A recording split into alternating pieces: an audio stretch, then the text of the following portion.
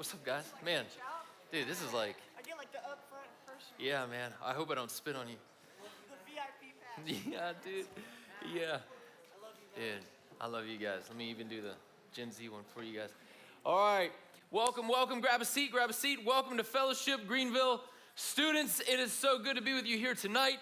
If it's your first time here ever, I'd like to welcome you, extend a very warm welcome. Thank you for joining us. If it's your first time in a while, welcome back. We've missed you. And if you're a regular, you already know what the deal is. We love you. You belong here, and we are all about Jesus. And so tonight, we're going to continue to study the word of Jesus, led by the Spirit of Jesus, so that our hearts can be postured to receive and become more like Jesus. My name is Matt Dinsky. If I don't know you, let me introduce myself. I serve here at Fellowship Greenville. I'm one of the pastors here on staff. I used to serve in our student ministry team. And every now and then, Tyler asked me to come in. To my great joy, I get to come in and teach with you guys. But my name is Matt. It is so nice to be here with you tonight. You've been in a series called Live Like Jesus Did, L.L.J.D. Have you guys gotten your bracelets? Yeah. All right, we have L.L.J.D. bracelets in the cafe. Make sure you get some. All right, yeah, it's like the WWJD, and it's like the He Would Love First, but it's the L.L.J.D., all right? It's the custom Fellowship Greenville student bracelets. Get some, all right? That's true. We've been in this L.L.J.D. series, Live Like Jesus Did. In fact, if you remember, and I know it's kind of hard to remember, but if you remember, I kicked off this series. Week 1, I kicked off this series. And I kind of positioned this idea that Jesus offers the best life imaginable. Does anyone remember that sermon? Yeah? Okay. All right. One of you do. I'm glad I labor so intensely over preaching and praying. And man, God, I pray they would walk away and remember this forever. No, I'm sure more of you do. You're just a little bashful tonight. But in that first week, I talked about this idea that I believe Jesus offers the best life possible, but the life he offers is not passive. In other words, certain things come through faith in Jesus. Salvation, forgiveness of sins, adoption into the family of God. Those things come through faith in Jesus. But experiencing the best life he has to offer doesn't just happen passively through faith in Jesus. That requires some obedience on our part. That requires abiding in the Spirit on our part. That requires living like Jesus did. That is why we named the series this. And so I presented that first week this way. If you want to experience the life Jesus offers, then you need to adopt the lifestyle Jesus modeled, all right? So Jesus offers the best life, but it doesn't happen passively. There are certain things that we can participate in that will help us experience the life he offers. We're going to continue that series tonight. I'm going to be talking about something very, very important tonight. However, all right, let me say this. All right, let's settle in, guys. We've had like 13, 14 people go in and out. Let's settle in, buckle down. The bathroom should have already been used. All right, you're in high school by now. Let's settle in. Here we go. I'm going to talk about something very important tonight. I believe that this has the potential to be one of the most life-changing, habit-changing, heart-changing things we could possibly talk about in this series. I'm not trying to oversell. I'm not trying to be hyperbolic. What I'd like to talk about tonight, I think, is often one of the most ignored aspects of our spiritual faith and our life in Jesus, but also one of the most needed. We just don't practice it very often. So what I'd like to talk about tonight is the topic of, drum roll please, now that I've got you hanging. I'd like to talk about the topic of rest. Now, here's what I'm very aware of. At first glance, you're thinking, man, I thought it was gonna be something different. I thought it was gonna be better than that. You just said this has potential to be one of the most life-changing, habit-changing, heart-changing things. Rest doesn't seem to tuck into those categories for me, which I get. So full disclosure, when I was a 16, 17, 18-year-old young man, I did not think much about this topic at all. Didn't think I needed it, didn't understand it, didn't know what Jesus meant by rest, had no radar for this. As I've gotten older, I have come to understand that this is one of the gold nuggets of what it means to follow Jesus if you can apply this well. So before you dismiss it as I don't need that, dude. I get it, you're in the prime of your life, you have more stamina, more endurance, you can get injured and heal instantly overnight, your back doesn't hurt by sneezing. I get all of those things. Like you are in a phase of life, you're like, I don't need rest, dog. But I'm not talking about physical rest. I am talking about rest for your weary soul. And your soul can only find rest in Jesus. Not a better mattress, but in Jesus. And so I'd like to talk to you tonight about rest. Rest for your soul. All right? So let's dig in. Let's just go ahead and get to the words of Jesus. Matthew chapter 11. This is kind of a famous teaching of Jesus, or at least a very often quoted teaching of Jesus. But Matthew chapter 11. This is the invitation of Jesus tonight. All right? Matthew 11, starting in verse 28. This is what Jesus says. Jesus says, come to me, all who are weary and heavy laden, and I will give you what? Rest. Take my yoke upon you. He's not saying yolk, all right? He's not talking about eggs. Yoke. This is a farming tool, all right? I just taught some of you guys something. You've never known the difference, but we're gonna unpack it. Some of you guys are like, oh. Come to me, all who labor and are heavy laden, and I will give you rest. Take my yoke upon you and learn from me, for I am gentle and lowly in heart. And you will find rest for your what? Souls. For my yoke is easy and my burden is light. This is the word of God for the people of God. Now, this invitation of Jesus is for your soul. Make no mistake. Jesus is not saying, hey, come to me all who are weary and tired because you had a long week, for I offer some goose feather pillows. That's not the teaching of Jesus here. Come to me all who are tired and you've had a week because I have some cozy blankets. Although I do think Jesus desires for you to rest physically, that's part of being a human, Jesus here is talking not about the concrete of physical rest, he's talking about the concept of soul rest. It's a little bit harder to put a finger on. It's abstract, it's not as tangible. How do you know if your soul is tired? If your body's tired, you feel it. You start to yawn, your eyes get heavy, you have a hard time staying awake, you start to doze, your head starts to bob. How do you know when your soul is tired? I'm not sure if you guys know the answer to that. In fact, I'm not sure most adults would. I'm not sure if I could give you an articulate answer. Here's how you know your soul is tired. I can give you a few things that I think could help you understand. But one of the things I know for sure is I've been in the world of walking with teenagers in their faith. I've been in the world of student ministry since 2005. I'm coming up on 20 years.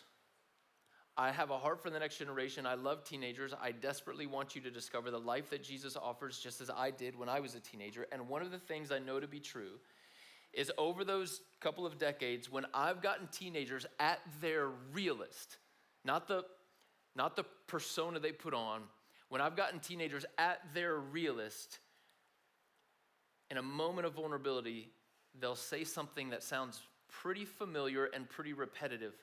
Over the years, it sounds something like this. Matt, I am just tired. I am tired. And reading in between the lines, they're not talking about physical. They're talking about their soul. They don't know how they got there, but they know that they've been striving and striving and striving, and they are just tired, and they don't know what to do. Have you ever been tired in your soul? Have you ever strived so hard and feel unrest? Have you ever tried your best and just feel like you keep failing? Does your soul feel at peace, or is it constantly shifting? Do you find yourself needing to distract yourself on a regular basis, using your phone as an escape from the realities of life so that you don't have to process your feelings and emotions? Do you fear being alone with yourself? Do you ever practice silence and solitude? Do you ever reflect? Do you ever journal? Or are you constantly trying to put your attention on what's coming next so that you don't have to deal with the soul work of being a human being? You have things in your life. You have trauma in your life. You have experiences that are contributing to pain. Most of us try to avoid those things until we hit breaking points. And then we realize, well, in order to heal, I actually have to face them. And that's a scary thing. Is your soul tired? I'm not talking about your body. I'm not talking about your physical fatigue. I'm talking about your soul, because that is what Jesus is talking about here.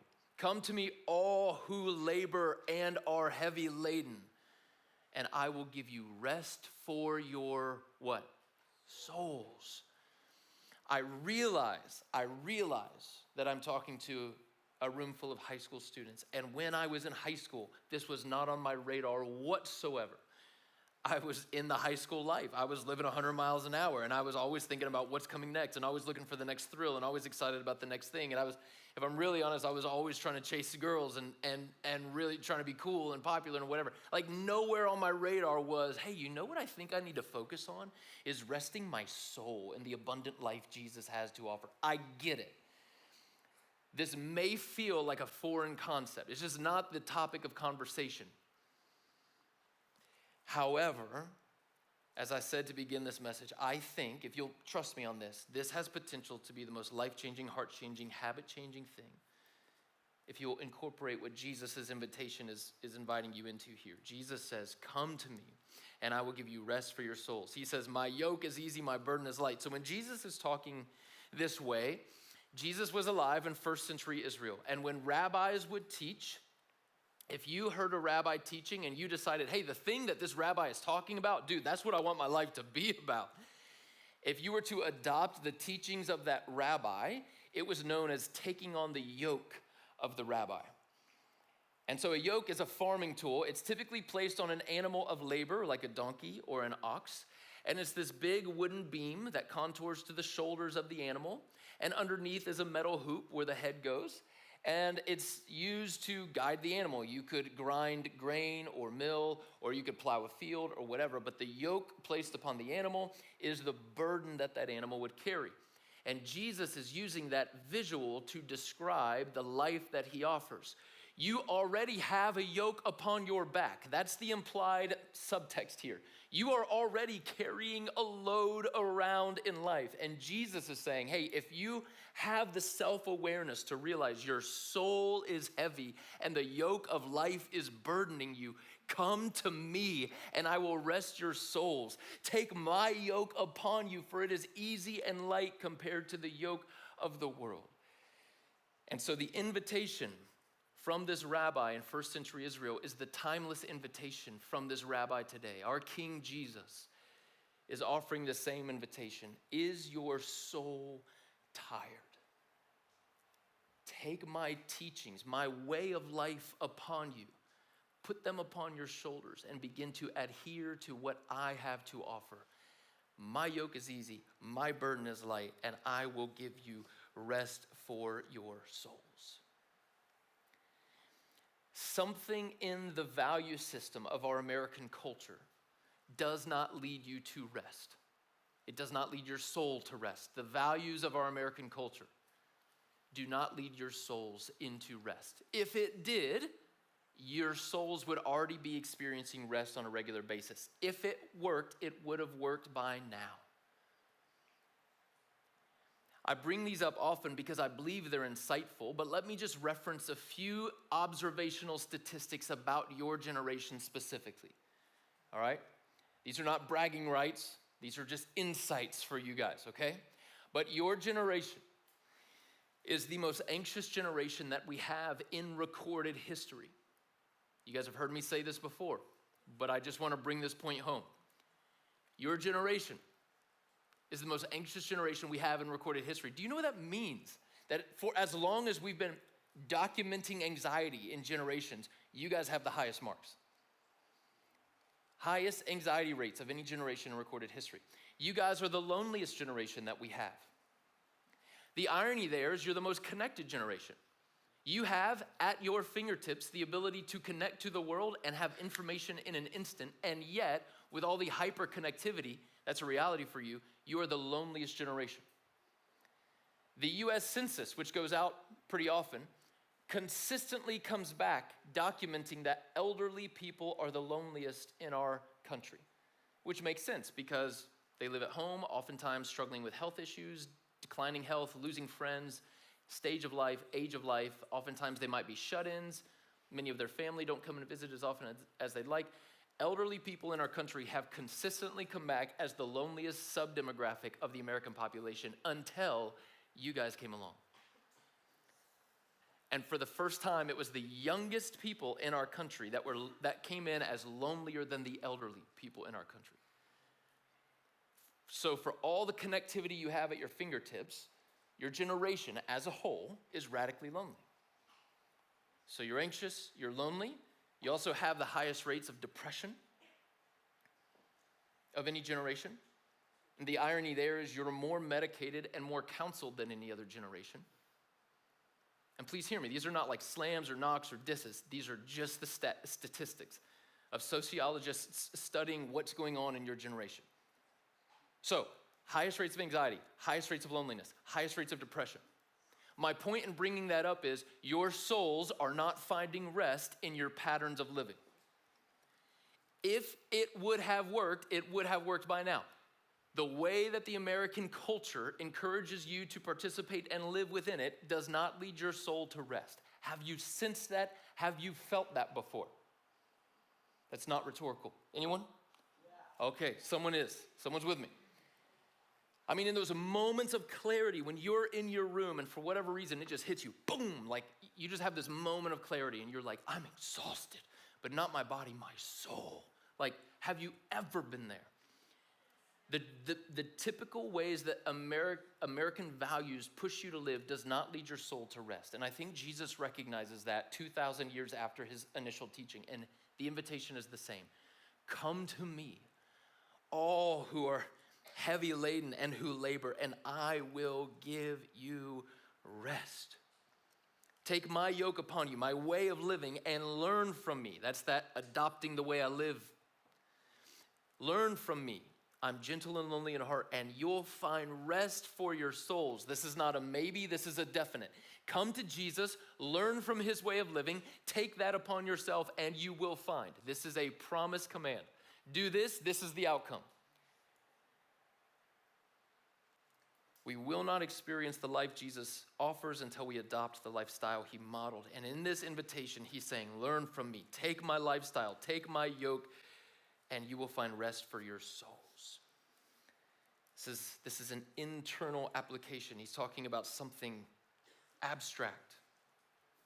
All right, so here's what I'd love to do tonight. Here's where I'd love to go. You guys with me? I know we're starting kind of heavy. That's like, woo, no opening story, no opening joke, no humor, nothing. I'm not even getting you guys laughing. We're just jumping in.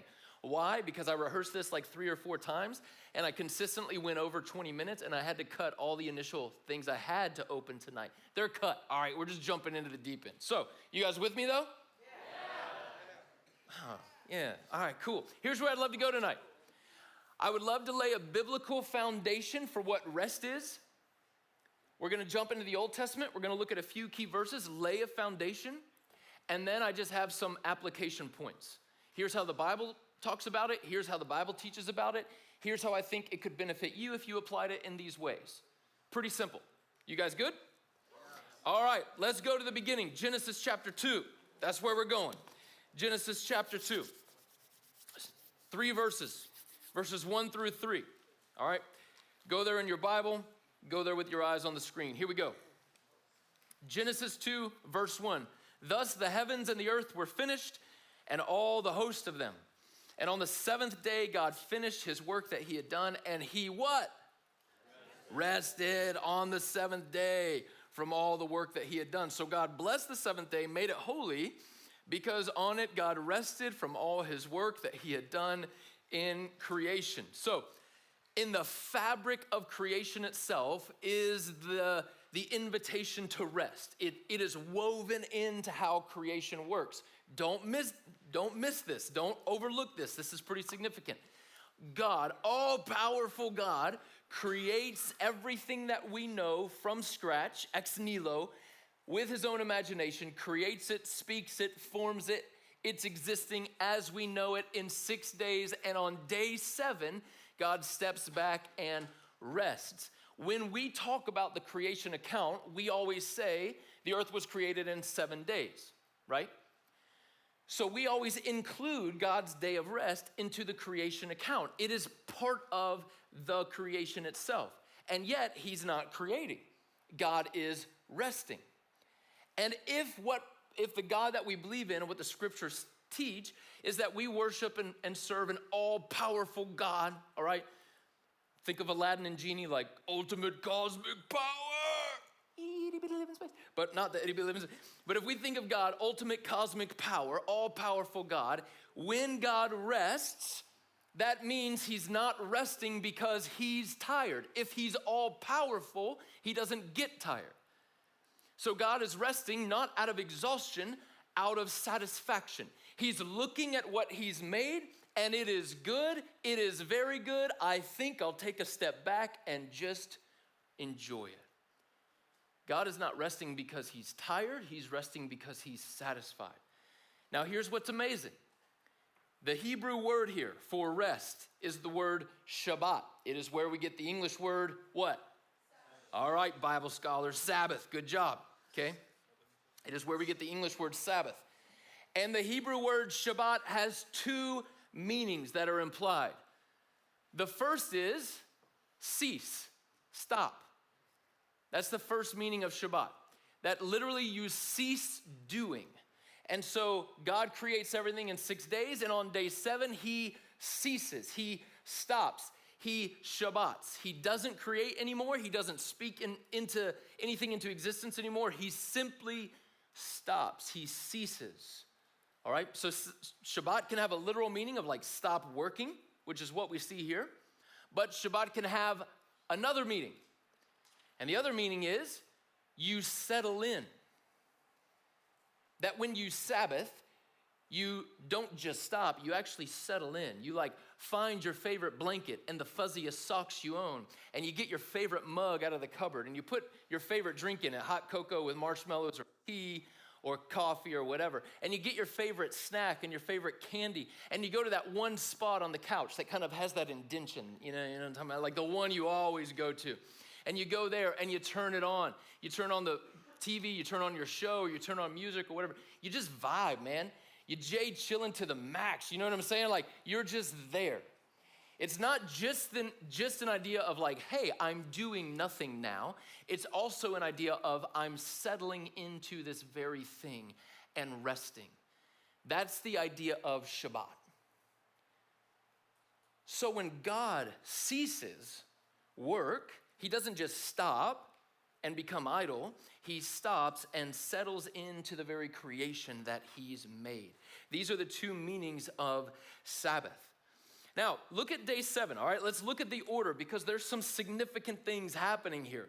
God creates everything in 6 days, and then on day 7, the Bible says that on the 7th day, God finished all the work he had done, and he rested on the 7th day. And not only that, but when he rested, look at verse 3, so God blessed the 7th day and made it holy. All right, this is significant. Never in the creation account did God bless a day until the 7th day. That's significant. We're going to unpack it. And so far, nothing has been called holy in the creation account. That's significant. We're going to unpack it. We know that God is holy. But thus far, days 1 through 6 have not been called holy. They've been called good, but not holy. God blesses the 7th day and calls it holy. So what's going on in these things, all right? Here's what I want us to learn from the language of Genesis tonight. The first thing is this. In the creation account, God blesses a few things. 1, he blesses the 7th day. 2, he blesses Adam and Eve and the creatures that he's made. Those things are blessed.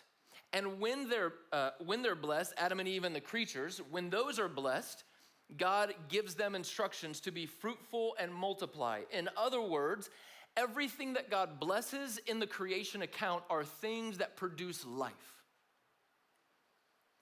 Don't miss this. Everything God blesses in the creation account are things that produce life, and God blesses a day. What God is saying by not saying it is this day is so reserved to experience the presence of God that if you were to practice rest for your soul, you would find life through the practice itself. Everything God blesses in the creation order are things that produce life, and here God blesses a day, implying to us that if you were to rest in this day, you would discover life. But not only does he bless it, he calls it holy, which is also unique. Holy means to be set apart. And so this is a day unlike any other day in the creation account. It is a set apart day. It's a different day. We are ceasing and settling in, and we are somehow discovering life through this day. And not only that, but in our culture, let's be honest, if you were to rest, there is a little bit of guilt or a little bit of shame undertone in the American culture. And maybe not a little bit, maybe a lot. Maybe you've grown up hearing things like work now, play later. And there's merit to that.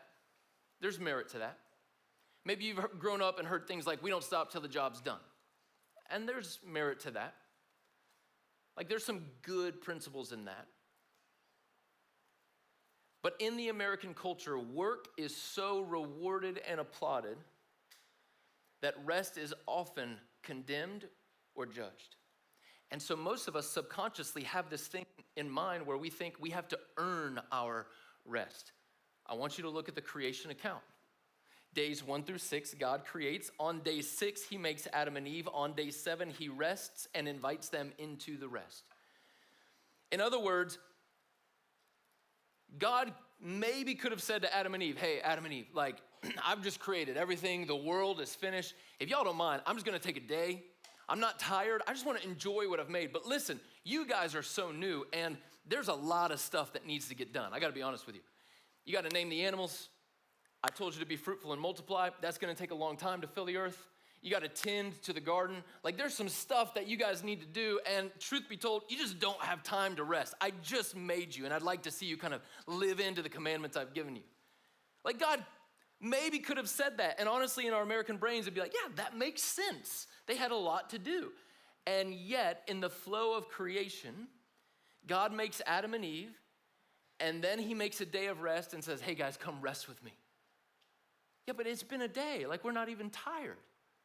No, hey, come rest with me, man. This is what it's all about. Come and settle into my presence and find life through this thing.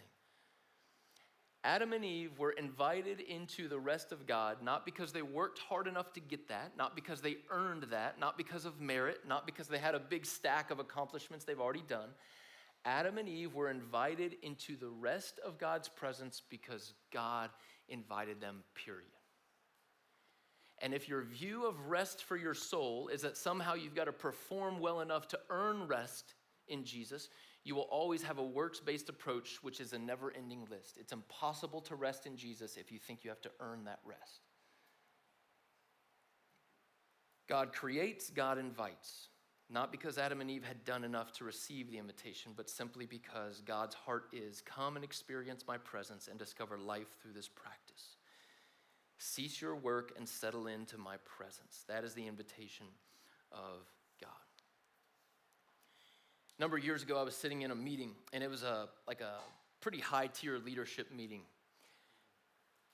And I remember they were reflecting on someone they knew. I didn't know this guy, I'd never met this guy, but in this room of high-tier leaders, they were reflecting on this gentleman they knew, and they said, hey, this guy is retiring after working 35 years for this company, which is pretty admirable, right? Like, dang, 35 years. He's retiring after working 35 years, but then they added this on, and they said, man, do you know that his entire time, he never took a day off? And the whole room like erupted in applause. And the guy wasn't even in there. Like, it's not like he's there and we're honoring him. The whole room, without even the guy knowing, was like, oh man, 35 years, no days off, that's wow. Oh, yeah. And I sat there. I was the only one in the room who didn't clap. Because in the back of my mind, I thought, man, I would love to ask his wife if she's applauding too. I would love to ask his kids if they wished they had more time with dad.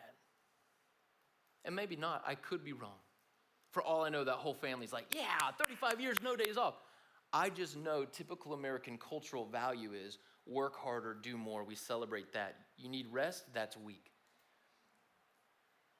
And the invitation of God is, you didn't earn to rest in my presence. You've done nothing for this. I'm inviting you to participate in my presence. I've woven this in the fabric of creation. Your soul will shrivel if you don't do this. Let's go a little bit more forward in the biblical narrative. God strikes up some friendships with Abraham, Isaac, Jacob, Joseph. Eventually they get into Egypt. Pharaoh kind of forgets who these people are. New Pharaoh comes along, 400 years of slavery. It's a long time. God raises up a guy named Moses. Moses frees the people of Egypt. Hashtag Prince of Egypt. There can be miracles, right? Okay. No, that's a good song. What's the best song in that movie? What's the best song? It's the one with Steve Martin.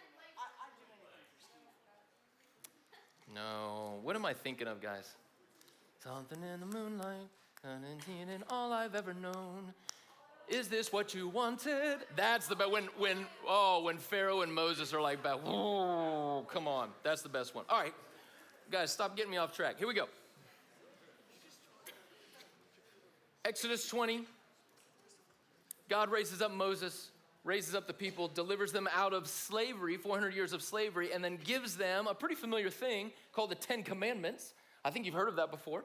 Even if you've never read the Bible, you probably have heard of the 10 Commandments. Gives them this thing called the 10 Commandments, which is a list of ways to live that would set them apart as a people, holy and set apart, but also help them experience the best life on earth, experience the presence of God and love with one another. The 10 Commandments, look at number 4. What does the fourth of the 10 Commandments say? Remember the Sabbath day. That's a reference directly to Genesis chapter 2. Remember the Sabbath day and keep it holy. All right, this was God's instruction to the people. They're coming out of slavery. You think Pharaoh gave them a day off? Hey fam, I know we're trying to build the kingdom of Egypt. I think I'm gonna adopt that Chick-fil-A, Jody. I think we're gonna have a regular day off in the week, no working on the Sabbath. Let's honor your God. Pharaoh's not giving them a day off.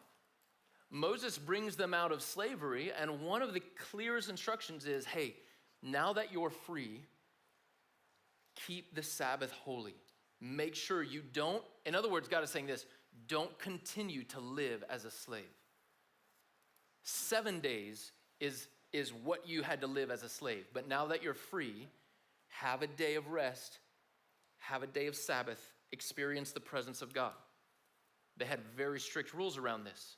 Now, let's jump ahead in the biblical narrative one more time. Go to the book of Deuteronomy, chapter 5.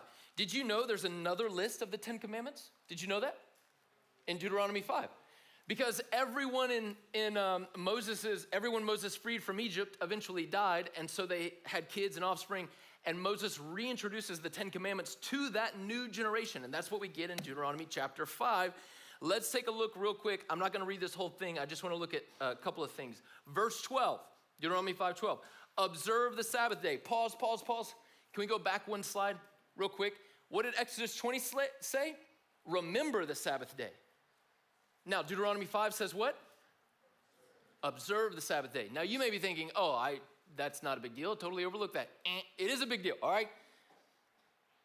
Words matter. Deuteronomy 5, observe the Sabbath day. But then, go to verse 15, you shall remember what? No. Verse 15, where are we at? You shall remember what? Okay, you shall remember that you were a slave. So, hey, I know we're this is thick Bible stuff, but hear me. Exodus 20, remember the Sabbath. Deuteronomy 5, observe the Sabbath, but remember that you were a slave. Exodus 20, remember Sabbath. Deuteronomy 5, remember you were a slave. God is still instructing them to remember, but it's a different topic. These are key words. There's something going on here. The Sabbath command in the Old Testament is directly linked to the fact that their heritage is out of slavery. God is inviting them into rest and to have a day holy and set apart and not to go back to the rhythms of slavery. Remember, you were a slave when you worked every day of the week. Observe the Sabbath. God is inviting them into life out of slavery. Working every single day of the week is an imprisonment for your soul. The command of Sabbath is linked to their history of slavery. God is trying to bring them out of those rhythms. Do not live like you are still imprisoned and a slave.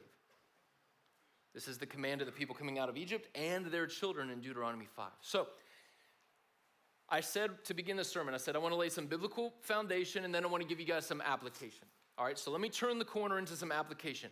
We've been reading a lot. We've been going a few different places. Let me try to land the plane with some pretty concise things here, all right? What is the Sabbath?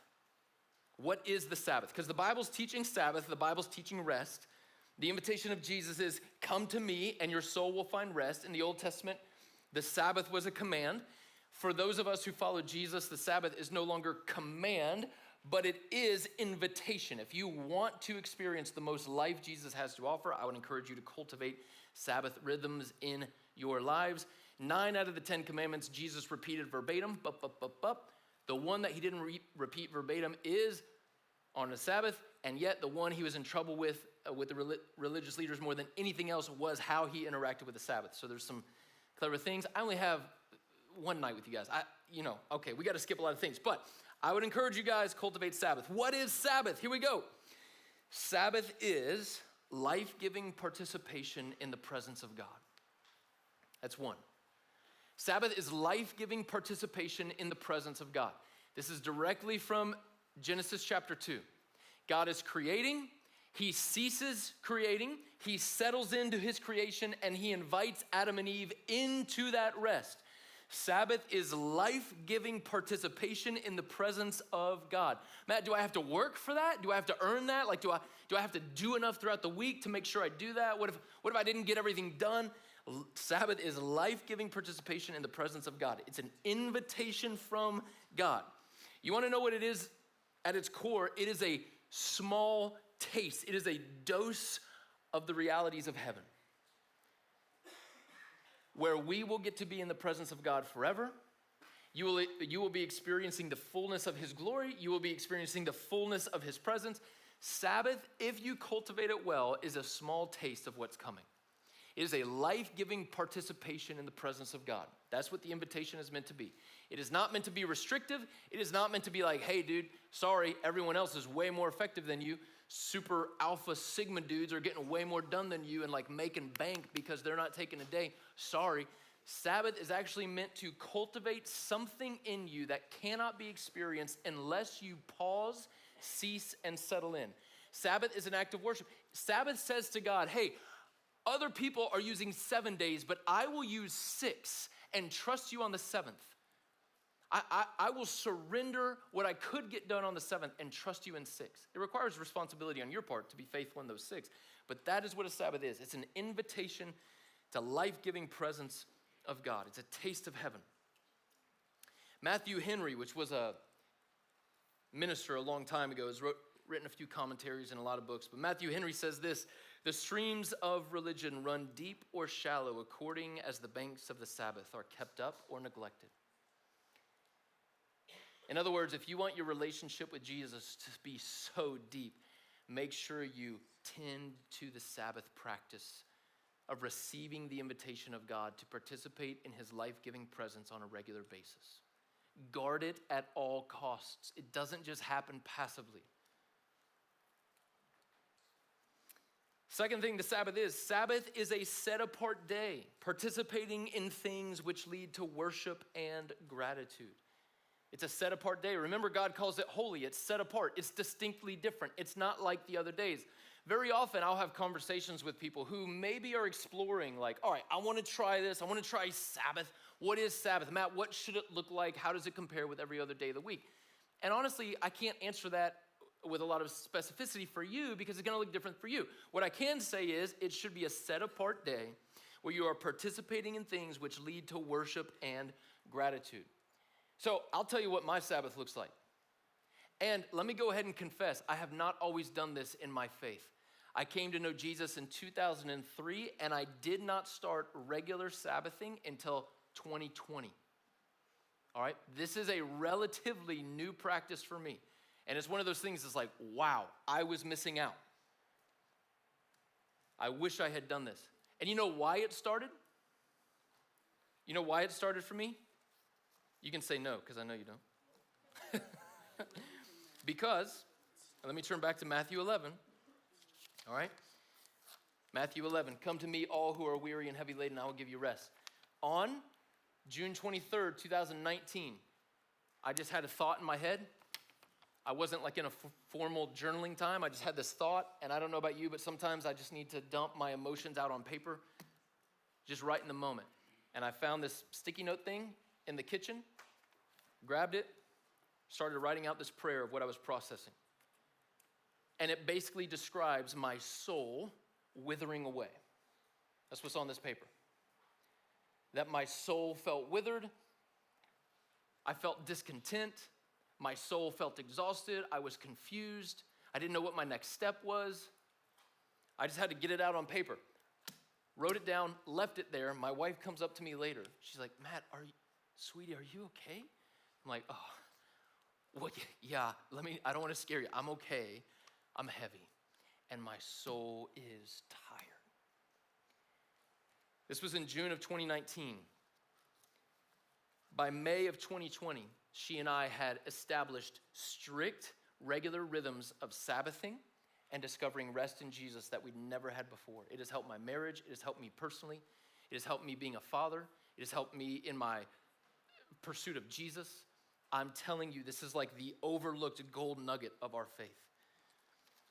I can't tell you what yours should look like. I'll tell you what mine looks like, though. I said Sabbath is a set-apart day. Participating in things which lead to worship and gratitude. So there's a principle of life called pleasure stacking. I don't know if you've heard of that before. But a lot of Christians somewhere in their heads think that God does not want them to have fun and that somehow God does not enjoy it when you are experiencing pleasure on this earth. And nothing could be further from the truth. God delights in pleasurable things. He has created many pleasurable things, and the invitation is to participate in many pleasurable things. Pleasure stacking is this idea that you have figured out yourself enough to know the things you love doing. And pleasure stacking is this concept of, hey, I know that I love doing these things. I don't always have time to do them in the week, so I'm going to reserve all of these things I want to do for this one day. And I'm going to stack that day with everything I enjoy. It's called pleasure stacking. And that's typically how I approach my Sabbath. I try to create a day in the week that is so wonderful and enjoyable and pleasurable. My Sabbath begins Friday evening and ends Saturday evening. So it's a 24-hour chunk. Begins Friday evening, ends Saturday evening.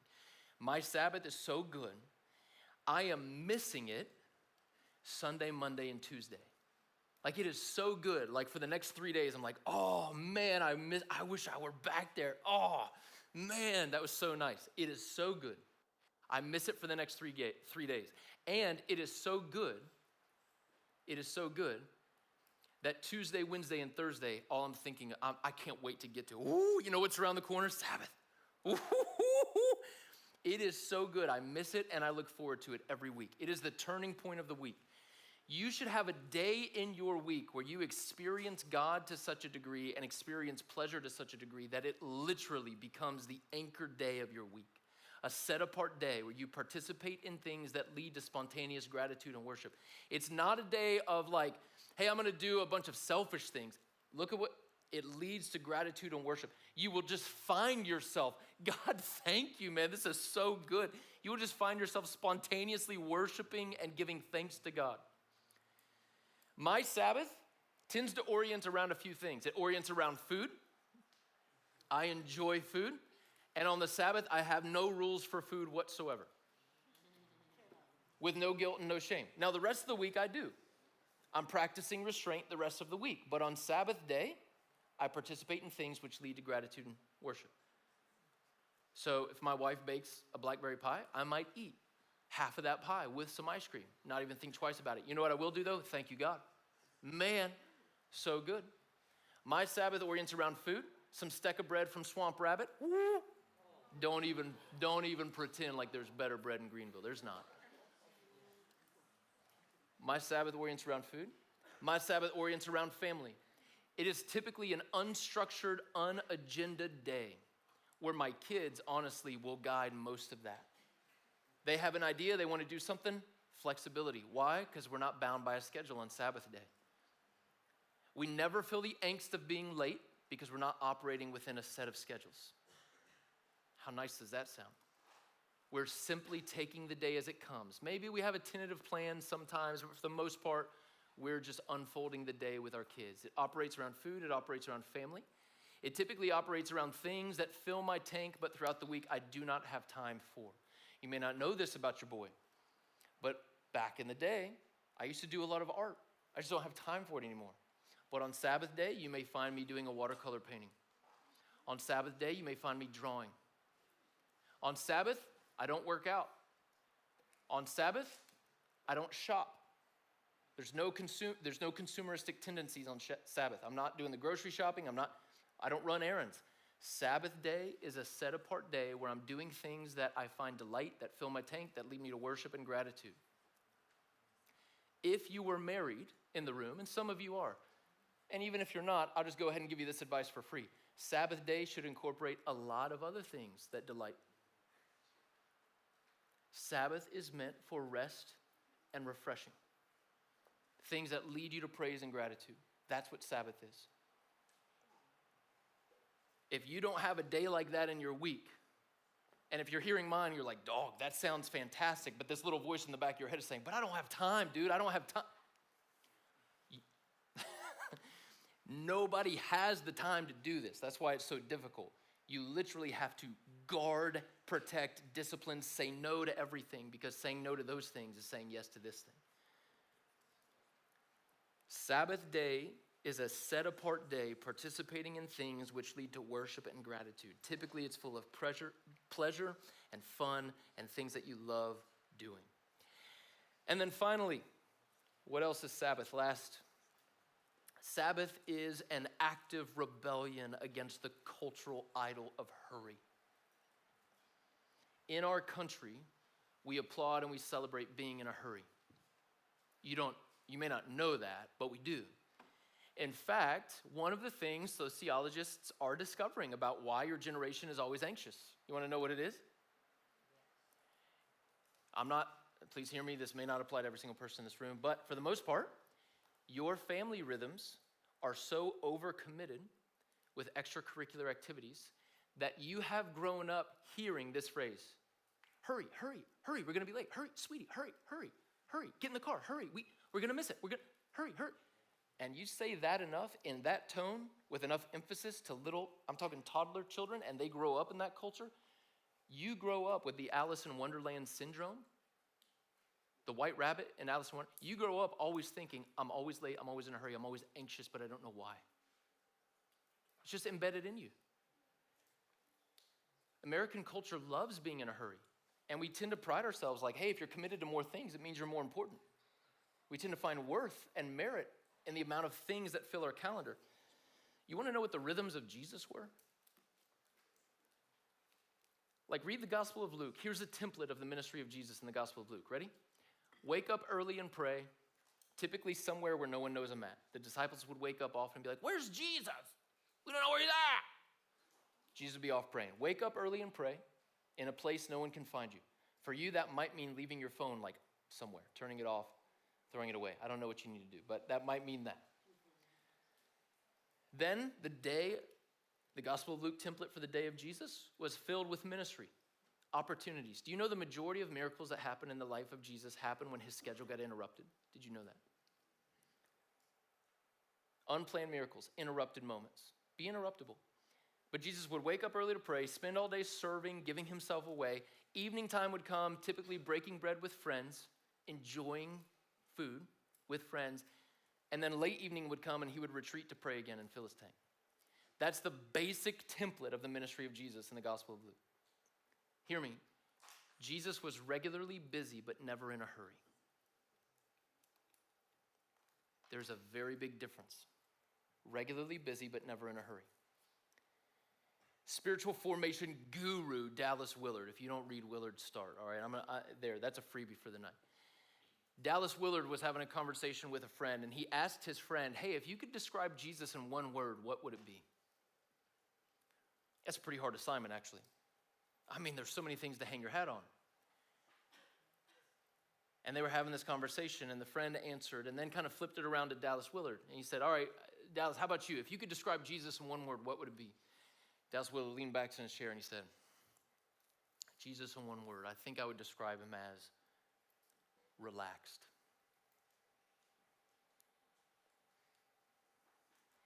Don't miss how profound that is. This is one of the most sharp spiritual formation guys of our generation. More knowledge in his mind than probably all of us in this room combined about theology and biblical languages and who Jesus is and church history and all that. I mean, an expert of experts. Hey, how would you describe Jesus in one word? Relaxed. Always busy, but never in a hurry. Sabbath is an active rebellion against the cultural idol of hurry. It is our way of saying we are more shaped by the kingdom than we are America. It is our way of saying we will take on the teachings of Jesus and we will adhere to them rather than adhere to the cultural values we live in and kind of claim Jesus in name.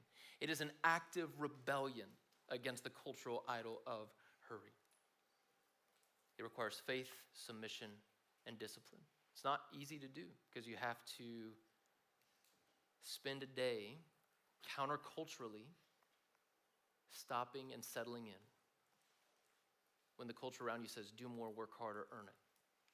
It's very hard to do, but it's an act of rebellion. Jesus' invitation, come to me if your soul needs rest. Take my teaching upon you, my yoke upon you, my ways upon you. Learn from them. For my yoke is easy, my burden is light. That's the invitation of Jesus, and he promises rest for your soul if you will learn from his ways. Create a day where you participate in the life-giving presence of God.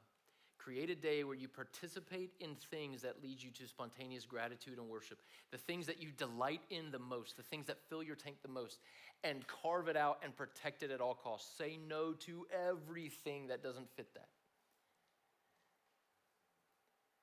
And then continue a rebellion against the cultural idol of being in a hurry.